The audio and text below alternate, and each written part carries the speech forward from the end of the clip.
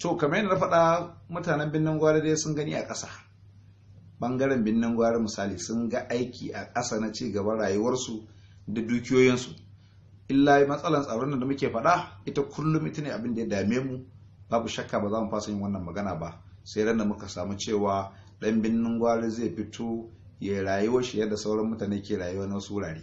Wannan magana ba za mu fasa yi ba, amma sauran ayyuka na ci gaban rayuwa na ƙasa babu shakka sun gani. Don haka muna roƙon su goya mu wannan gwamnati baya kamar yadda suka gani. za mu ɗauka somin caɓi ne in Allah ya yarda. Idan suka ce goyon bayan gwamnati, abinda za a samu nan gaba zai wuce wanda ake gani a yanzu.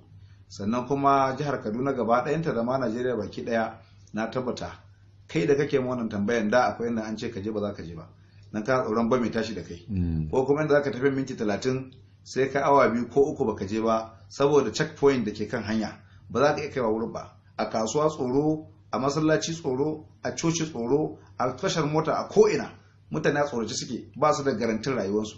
Kai har ana bi gida amma ana kama inda ba su ne suke da alhakin yin abin ba, ma'ana ana cin mutuncin mutane da sunan kawo tsaro.